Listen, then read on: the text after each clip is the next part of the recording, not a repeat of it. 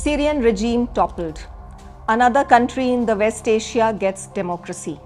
West replaces Assad with Al-Qaeda and ISIS. Is it another Afghanistan, Iraq and Libya in the making?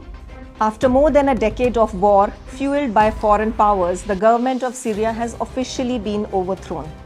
On Sunday, Syrian capital Damascus was taken over by extremist rebel groups led by rebranded Al-Qaeda and ISIS.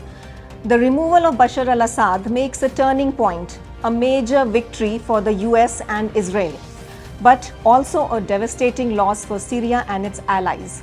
This can also lead to a potential geopolitical reshaping of the region.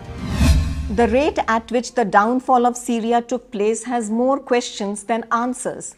It has come as a surprise to many with its suddenness. It all happened within a week's time. What happened in 1 week? Was it all of a sudden or in the making for decades? How does it affect the ongoing war and genocide in Palestine and Lebanon? Its impact on the whole region. What were the key players in the region? Is it a ploy to encircle Iran?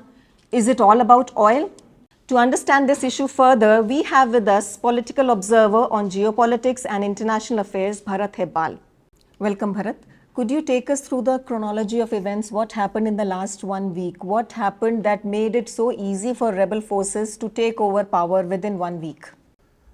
There are a lot of factors contributing to this particular instance, last 2 weeks actually. November 18th. The intelligence head of Israel met with the intelligence head of Turkey. On 26th, the ceasefire was announced by Israel, war with Lebanon, Hezbollah. And 27th, we see the Syrian rebels, as you call it. They are not rebels, they are groups, terrorist groups, funded, aided and trained by the Turkey, America and Israel collectively from last 13 years. They attacked Aleppo and they captured Aleppo within 2 days actually. That was the most surprising part. And then gradually they came to Hama and then Homs, and then within 2 weeks Damascus was also in their grasp. So within 2 weeks the Syrian regime could not fight back because already the Syrian armed forces, or what you call Syrian Arab army as it called, because a lot of confusion comes here because of the naming of the organizations that are fighting. Many people get confused with this. Syrian Democratic Forces are led by America. Syrian National Army is led by Turkey. And then Syrian Arab Army is the actual army that Bashar-Al Assad or the state of Syria were fighting. So the Syrian Arab Army was weakened from the prolonged war for 13 years and many factors involved in that. Like I said, 13 years of war, continuous war. And then Russia, which was helping the Syrian state for a long time, had to move back to Russia to fight a Ukraine war. February 2022, Russia started this special military operation in Ukraine, which weakened the Assad forces more actually. And also the Iran-backed IRGC forces also. They were busy in fight between Israel and Hezbollah, and they were also occupied into the southern Lebanon more than Syria. And also Israel played a major part where it has continuously, without uninterrupted bombing campaign it did with Syria. They had basically destroyed the entire defensive forces of Syria for this last 7-8 years bombing campaign that they did in Syria. For example, an army recruit, a fresh recruit in Syria, he was getting 500 rupees, if you convert 500 rupees per month. The same Syrian higher up the military, they used to get 5,000 per month. Whereas compared to this, the rebel forces, you can call Hayat Tahrir al Sham, those fighters used to get 1.5 lakh per month. That was the kind of force that they were fighting against. So a weakened Syrian defense was bound to fail, and it failed actually. You mentioned multiple forces acting in this scenario. Let's take it one by one. If we see on one side the players, what are the players? On one side it's US, Israel and Turkey, and on the other side is Russia and Iran on the Syrian side. So Russia has been helping Syria in the last decade. Iran was another major ally. So what happened? You mentioned that Russia, it had its focus divided with the war in Ukraine, and Iran also was supporting Hezbollah. So that also divided the attention and focus to the army. And there were also talks that Syrian army journals were also bought. So how do we see this? Did it play a big role, and how these countries could not see this, that because of the divided attention, they can easily attack Syria, which Israel took advantage of? Syrian Arab army is the actual army of Bashar-Al Assad, which was the official army of the Syrian state until now. They were backed by Russian forces and IRGC of Iran and Hezbollah from Lebanon, and these are the factors, and to a certain extent China also. The other side, it's much more complicated. There are multiple groups and countries which their own agenda are fighting in the Syrian war. That is like primarily it was basically the rebels were funded by Saudi Arabia, UAE, Qatar. They did the bidding first actually, and then the Israel, America, Turkey pitched in their own capacity, and they tried to raise these rebels in a way to destabilize Assad actually. This all started in 2011 actually.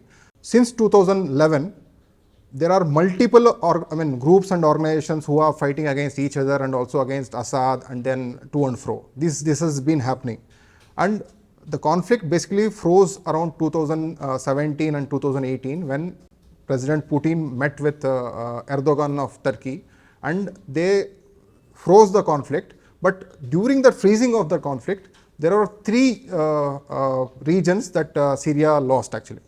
One was the bordering to Turkey, Idlib province and surrounding region was occupied by the rebel forces, where the present rebels came and stormed Aleppo and eventually to Damascus.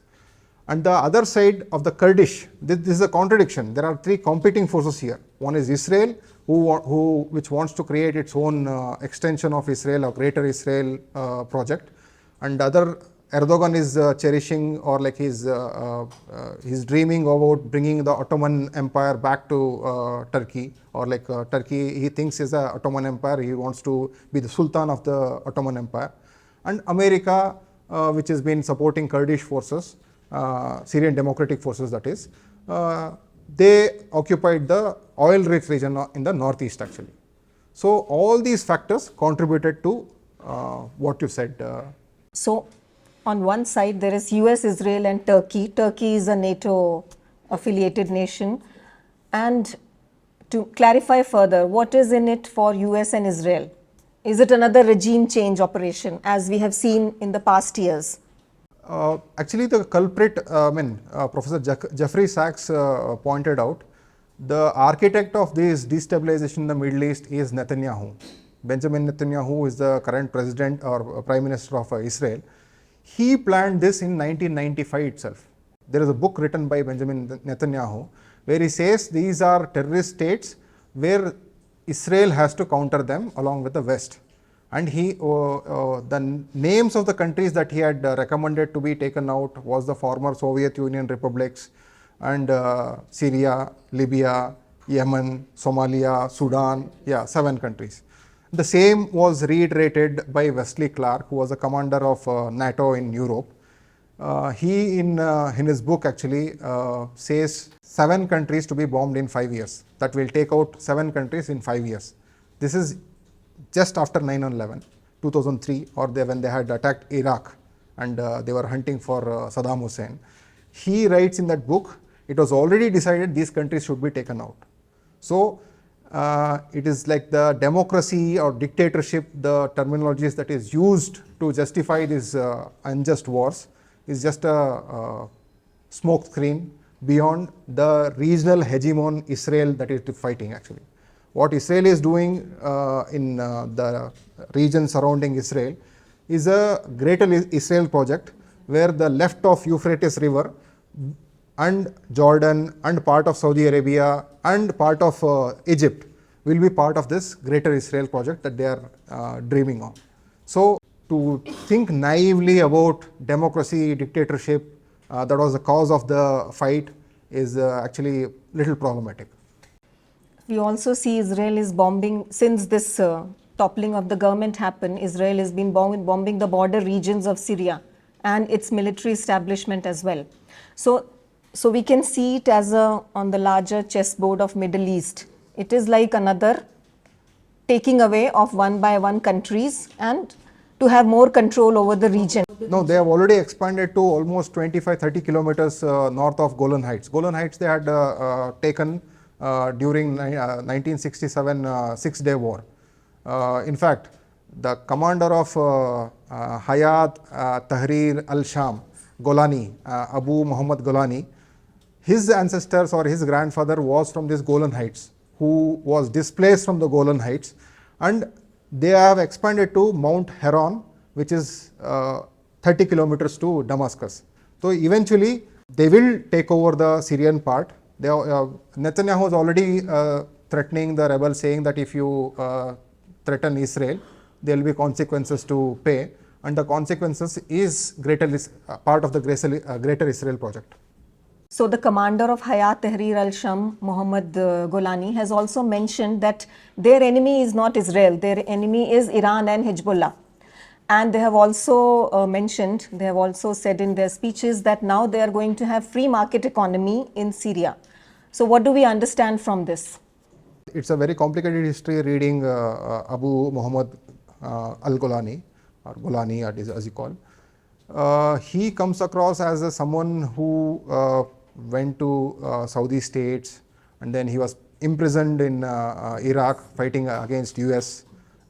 He was imprisoned in the US jail actually, and you know the famous what all has happened, the kind of tortures that Americans did in Abu Ghraib actually in Iraq.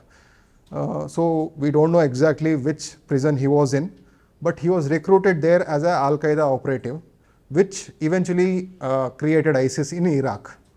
And then in 2011-12, he was drafted to Idlib province to fight against Assad forces in Syria.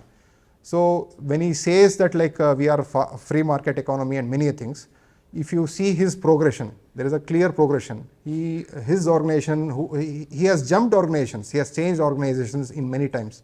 Al-Nusra, which was the affiliate of Al-Qaeda, and then right now it is Hayat Tahrir al Sham.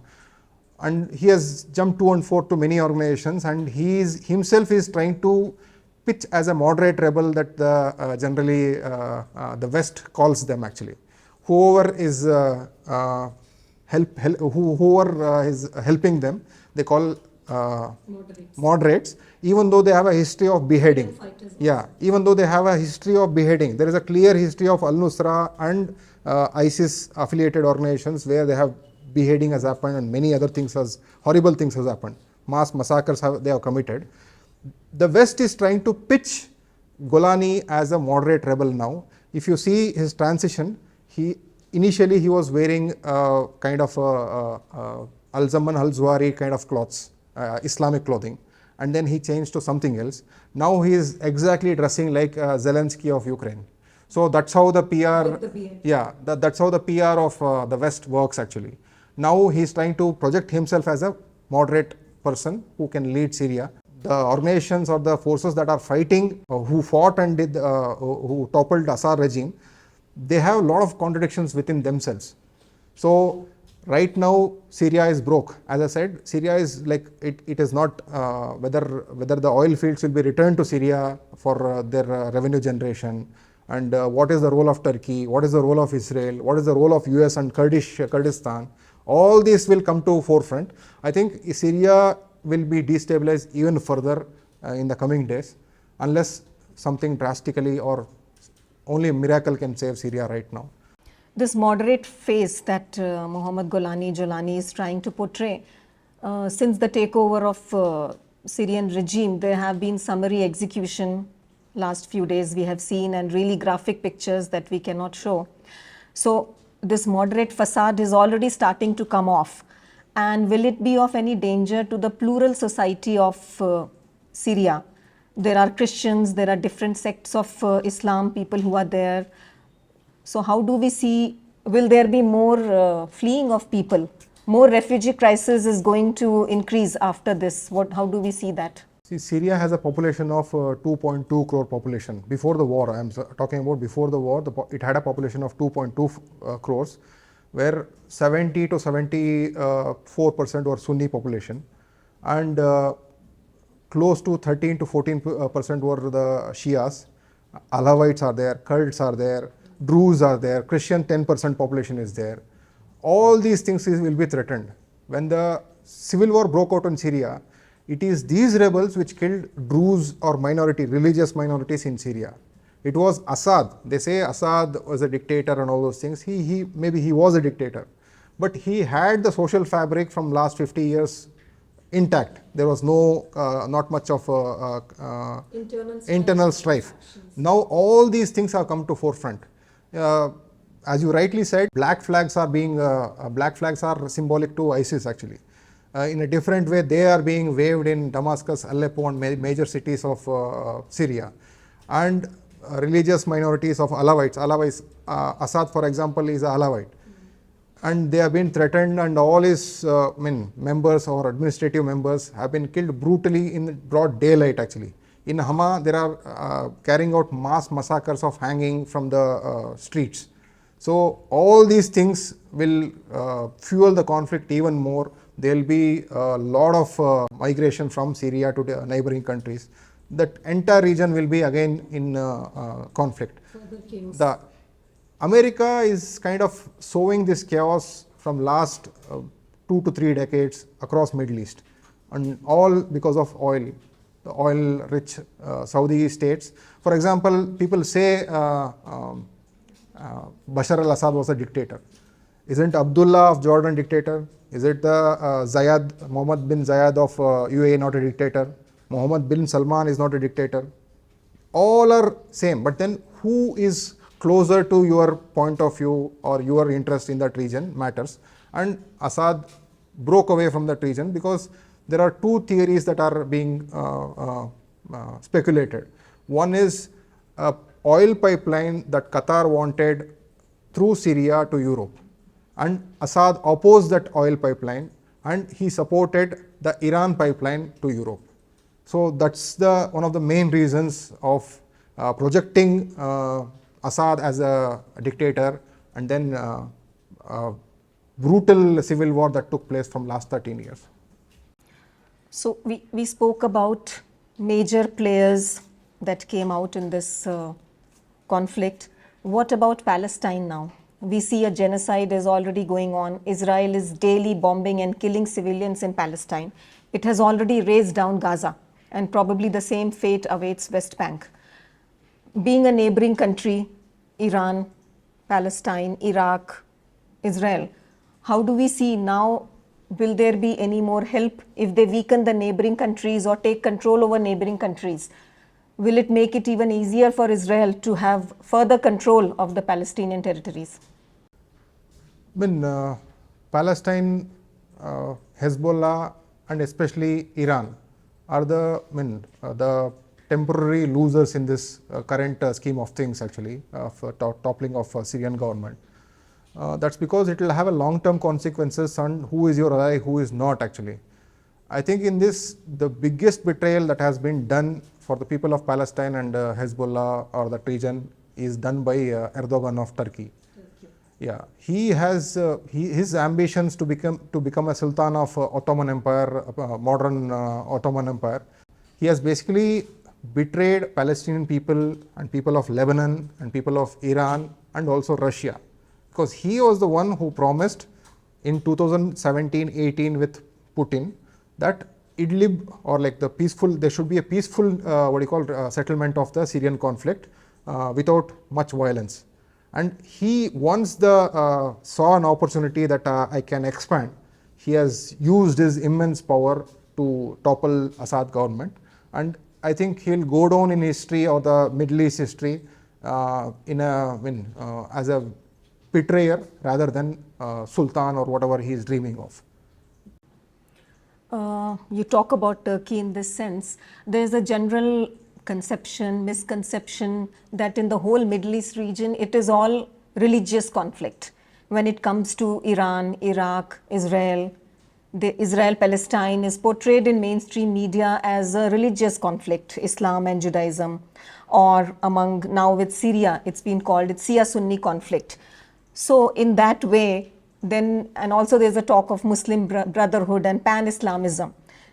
What has happened in Syria, it has exposed actually that there is no such thing as pan-Islamism, or it is only with some country who feel this feeling of brotherhood for some countries. So how do we see this? How do we expose?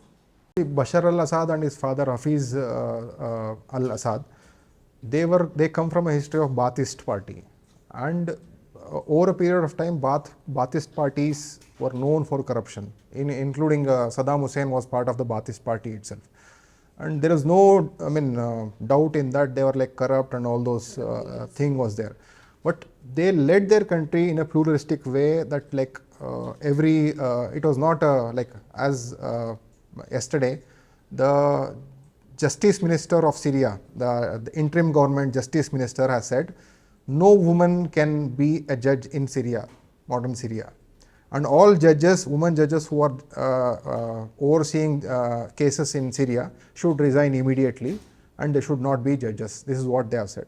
So this kind of one fundamentalist point of view idea they are trying to sow. I don't think this is a Shia or Sunni conflict. Though Shias, Sunnis have long lived for many generations without any conflict, the lobby of US, Israel especially, they are trying to put a wedge between Shias and Sunnis so that they will be forever. This is again a classic divide and rule policy where like if you fight internally, we will have advantage. That is what, like day before yesterday, Hafiz al-Sayad's grave has been dug and lit on fire and desecrated basically. And today the Alawite priest or the imams of Alawites, they have asked for autonomy or like kind of immunity, that we don't want to be persecuted for what has happened. We have always lived in Syria and we have always contributed to the Syria's development. Every community has its own this thing. For example, Christians are fearing mass conversions after the present government actually. So this is not Shia versus Sunni, this is the fundamentalist ideology that has been sold by Saudi Arabia, Qatar, and other Gulf state against economic interest of theirs rather than religious interest. So we talked about Iran and Russia who were on the side of Syria for all these years. Russia is occupied with the conflict in Ukraine, war in Ukraine, and does it look like it's a ploy to encircle Iran through Syria? So is it a threat? Now the threat to Iran has increased. There is no doubt in that. The only remaining nation which can challenge the hegemonic forces of US and Israel in that region is Iran. Netanyahu has been pushing a war with Iran for a long time now. Almost like from last 30 years he has been trying to drag US into war with Iran, and various presidents of US have negated it.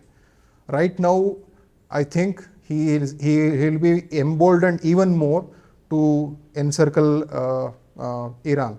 Currently there are like 48 US bases surrounding Iran, not one or two, 48 US bases surrounding Iran.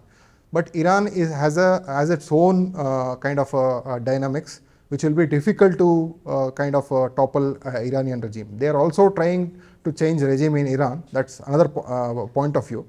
But then Iran is right now, it will push to develop even more dangerous weapons for protecting themselves, and the entire region will be up in arms against each other for a long time to come until these contradictions are resolved actually. So you will not know which force will align with which force, who will fight whom. This you cannot tell in a long term. But then there are in Iraq also, they are trying to create a Shia state versus a Sunni state. Similarly, in Syria, they are trying to do the same. So all these conflicts, so that they'll be keeping fighting against each other, so that Iran will be weakened and they can attack Iran or do a regime change Iran. This is their long-term plan, and Iran is preparing quite well. From last the two response that the Iran had given, Operation True Promise 1, Operation True Promise 2, they attacked Israel, was very effective. Whereas the attack on Iran was not that effective. Iran has developed such missile arsenals in its capability that though they are weak militarily with US, they can pose a serious challenge to the hegemony of US in the region and also the Gulf state. Gulf state should also introspect now, or like the kind of thing, it is not that the US and the Israel is supporting them. I think once they are being used, the same fate awaits. Actually, Muhammad Gaddafi said a very famous quote that like after Saddam's death, every Arab state, you are next, and that is what is happening. And coincidentally, in that when he said on the stage, Bashar-Al Assad was laughing at it, and now he is seeking. He has sought asylum in Russia, and he is in staying in Russia in Russia's protection. So how do these developments fit into the broader narrative of US and NATO interventions in the Middle East? The Obama administration of from 2009 to 2016, who incidentally Joe Biden was the vice president during that time, they took a conscious effort to look East policy, where to concentrate the rising threat for them, that is China, Taiwan, South China Sea, this region. Now, since this incident has happened in Syria, I think the forces, the NATO or the aligned forces, will be stuck in Middle East for coming days to come. So momentarily, China gets a breather that like they will not, the NATO expansion to the South China Sea will not happen immediately. The American forces, the Israeli forces, or the Arab forces will have to deal with the events that will happen in the chaos that they have created, they have sowed in the Middle East actually. Syria, I don't think the collapse of Syria we should just see as a face value that Syrian forces were defeated and Assad went this thing. Similar thing happened in Afghanistan. What happened in Afghanistan might happen in Syria also, and in the long term, US or the Western powers is bound to lose at some point of time when Arabs unite actually. And that is the unity of Arabs is a very complicated thing because of a lot of factors and interest, economic interest, which is wrongly projected as a religious interest actually, interest sect of that religion with competing other sect of the religion.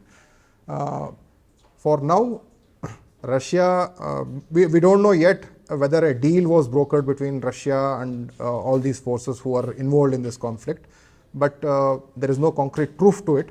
But this conflict has potential to lit the entire Middle East up in flames, and which is more dangerous.